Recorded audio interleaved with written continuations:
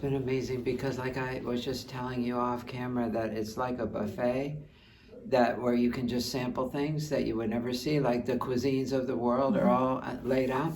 But not just there, it's not the McDonald's version. It's the 3-star Michelin Zurich French restaurant version, like Eric Nelson, these people, Top Dog. I mean, where are you going to get a chance to interact with them? And then they're just so friendly and so open.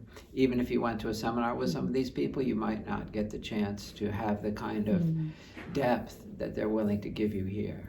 You know, I've taken seminars with all kinds of super masters, but you don't always have the chance to have this kind of immersion. You guys have said it all in your title. Yes, So, yes. Yeah. Well, everyone brings, I mean, they show so much in one session, right? Every master shows so much in one session that you can't really just take that whole thing and wrap it up and kind of, you know, put it in your checked luggage. It's impossible. So what I try to do is get one amazing point from every teacher. What impacts me is the most amazing thing. And then I mainly focus on that. And if I can ever master that, or even at least continue to explore it, then the other stuff will start to come back to me. And I say, oh, he also talked about this and that. And then later I can fold that in. I'll give you an example. Is Master Ron Liu, the whip master. And I know he does all kind of other things, and he's got his knife, and he's got everything. He's got these amazing hands and background. But to me, the way he cracks that whip was really just that pinpoint of excellence that I would want to work on, and that would be my take home from him.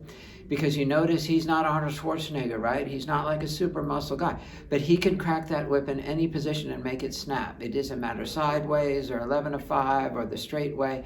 And he doesn't have much muscle, and he's not using it. He's just flicking his wrist and bang, you hear that right away. I couldn't see anyone else could do that. All of us trying, all these masters, all these great athletes, no one else could do that.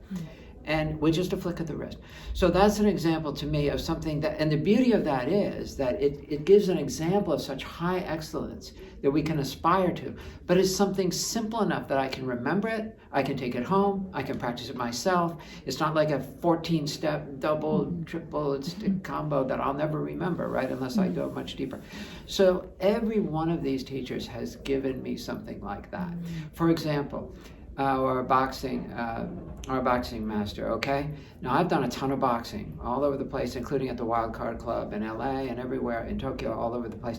But the problem with boxing, and this is exactly what he addressed, is you are wearing these big gloves, 16-ounce gloves. And so you get very dependent on having that as part of your game. It's protecting you and so on. If you go bare knuckle, and you don't get much chance to go bare knuckle, I mean, it's a very specialized thing. They won't do it in a standard boxing gym. And there really aren't any gyms that I know that specialize in that. So, but it's something you have to think about, right? Because if you can't work at all without gloves, then half of the point of learning boxing is missing. I mean, it's sort of a self-defense art, although it's limited in some ways. Now, what he addressed is exactly this point, and he addressed it in a very straightforward, beautiful way that I can remember, I can take home, and I can work on. It has those qualities. So that's another example, and he showed it, we drilled it, he showed his mastery of it, and that's something we can all aspire to. So I found that, I mean, I'm not going to go through all 17 people, but you see my point that every one of these, they show 1 to 100, but I'm going to find one integer in that range and say, that is the thing I can take home and make my own and work on.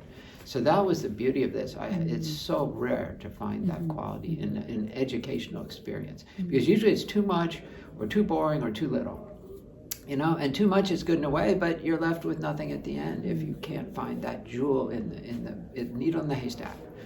Yeah, so that's how I look at it. Well, of course, only time will tell, but I think it's something that has to be done. I mean, somebody had to do it, and it's amazing that you guys have stepped up to this. I do think it's a very specialized field. If you look at the stick book, all of that depth has to be, it's so great that it's been recorded. I'm not sure, I'm an author myself, so I'm very sensitive to like book sales and popularity and that kind of stuff. So, I mean, don't be shocked. You probably know already. Don't be shocked if your Amazon sales rank is like, it'll drop to 1 million or 2 million or whatever. But it has to be done. It's a great contribution to the world, and I think its value will only grow over time. It's at, I don't mean to sound rude, but it's at its least valuable point now, in a weird way, and its value will grow over time, and that's better than having something that spikes as a big hit and then inevitably falls to dust. So. And you guys are very mature in your view of it. You don't expect it to be Amazon sales rank 200 tomorrow or anything like that. So, yeah.